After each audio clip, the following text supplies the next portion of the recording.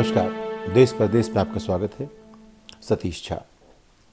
नेताजी मुलायम सिंह यादव नहीं रहे। उनको सब लोग नेताजी कहते थे, नेता भी उनको नेताजी कहते थे।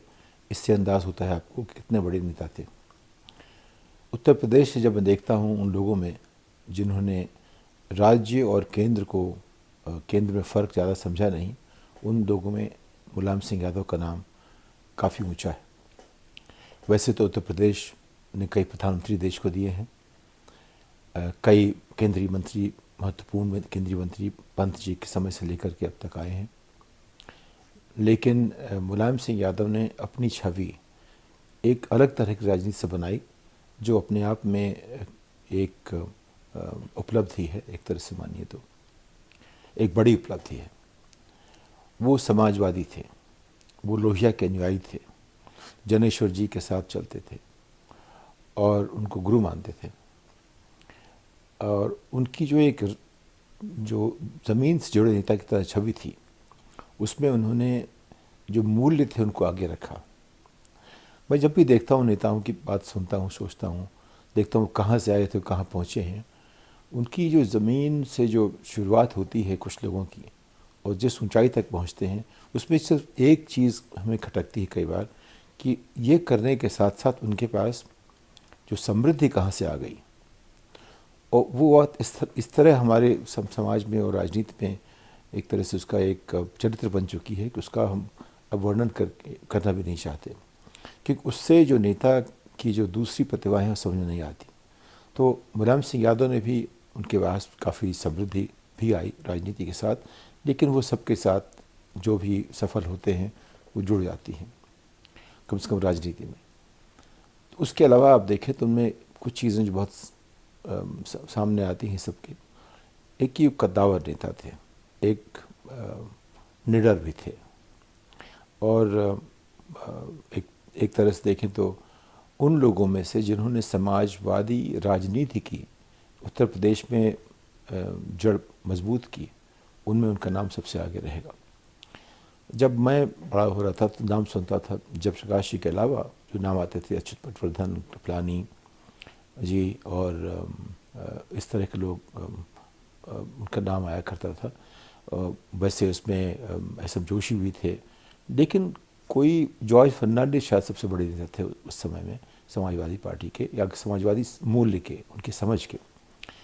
और जिस समाजवादी पार्टी बनी उसमें उत्तर प्रदेश में जिस तरह से काम किया मुलायम सिंह यादव ने, वो अपने आप में एक समझिए एक माइलस्टोन है। इसलिए भी कि उन्होंने जब कर सेवा हुई के लोगों ने कोशिश की बाबरी मस्जिद चढ़ने में, उन्होंने फायरिंग की का आदेश दिया। यानी कि वो संविधान की बात पे चल रहे थे। लोग उसको आज की तरह कैसे भी रंग दे दें, लेकिन संविधान यही कहता है कि किसी भी राष्ट्र जो है, राज्य जो है, धर्मनिरपेक्ष होना चाहिए। राष्ट्र धर्मनिरपेक्ष है और राज्य की भूमिका है कि उसकी जो पूरी उसकी जो ताकत है उसका इस्तेमाल हो कि कोई किसी धर्म को उस पर आघात न पहुंचा सके, कोई धर्म पे आघात न पहुंचा सके।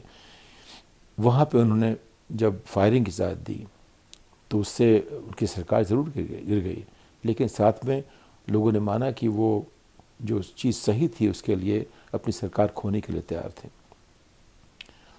वो उसके बाद वो उत्तर प्रदेश में 3 बार मुख्यमंत्री बने।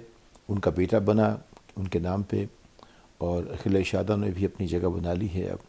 तो यह है कि उनकी जो एक परंपरा है, जो भारतीय राजनीति में एक वंश परंपरा शुरू हुई है, उसका हिस्सा वो भी हो गए समाजवादी होने के साथ साथ। तो यानी कि वो भारतीय पहले थे, समाजवादी बाद में थे, लेकिन समाजवाद के जो मुख्य मूल्य थे उसके आधार पर उन्होंने जो किया उसकी प्रशंसा करनी चाहिए। लालू प्रसाद भी समाजवाद से आए, उन्होंने अपना यादववाद चलाया। वो भी बड़े नेता हैं। बड़ा नेता वो है जिसको लोग चाहते हैं।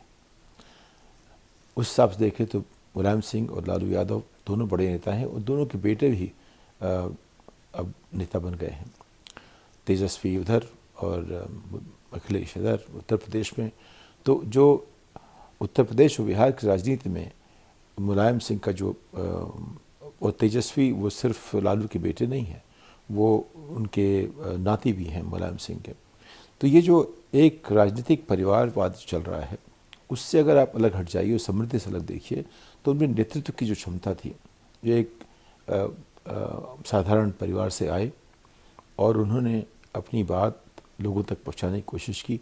बड़े वक्ता भी बहुत बड़े नहीं थे, लेकिन एक जो बात छवि की होती है, उन्हें छवि बनाई नेता बनने की। उनको लोग नेताजी ही कहते हैं, सब लोग नेताजी कहते हैं, चाहे उनके विरोधी हों, चाहे उनकी पार्टी के हों, चाहे दूसरी पार्टी के हों, चाहे खुद नेता हों। नेताजी नाम जो है सुभाष चंद्र बोस के बाद उनको मिल गया मुलायम सिंह जी को।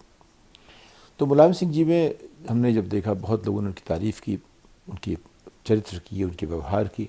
वो सब नेताओं में होती है, हर नेता में आपको व्यवहार दिख जाएगा, लेकिन मूल्यों के आधार पे चलने की बात होती है और जो सिद्धांतों के आधार पे, वहाँ पे कॉम्प्रोमाइज़ हर नेता करता है।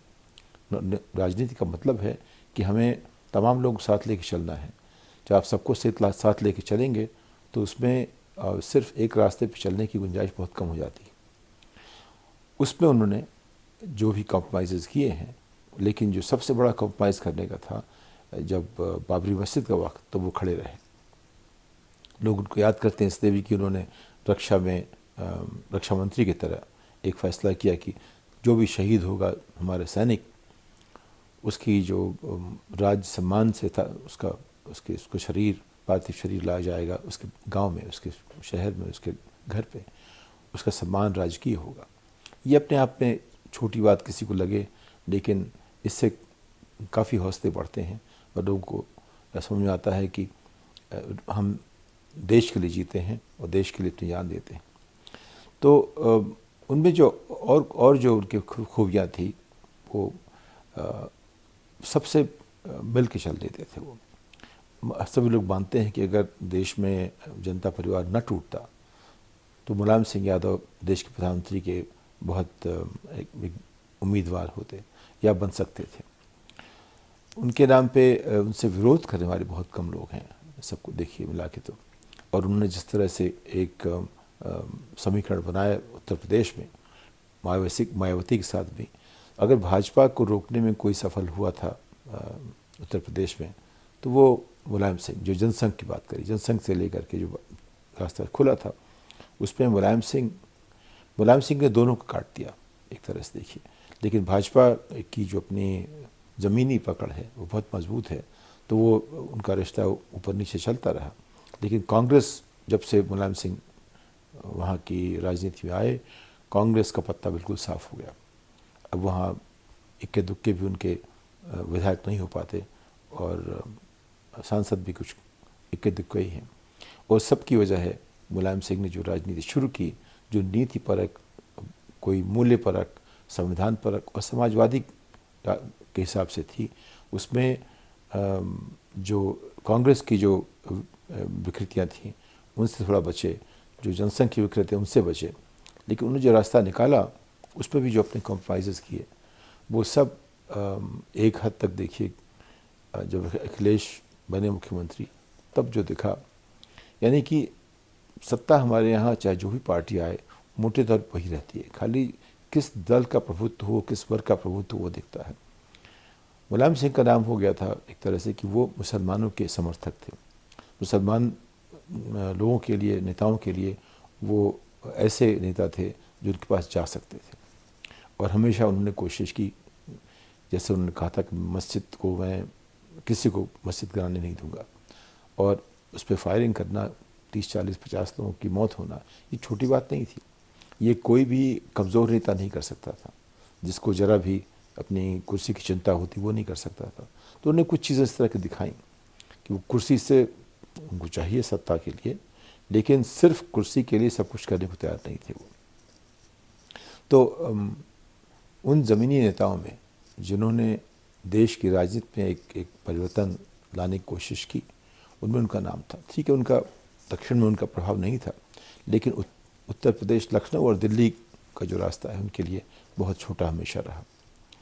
और अभी भी जो एक 2019 में जब बात हुई एक कोalition बनाने की, उन्होंने कोशिश तो की, लेकिन उनको लगता था कि किसी वजह से कि नरेंद्र मोदी को फिर आना चाहिए। ये उनकी अपनी समझ थी।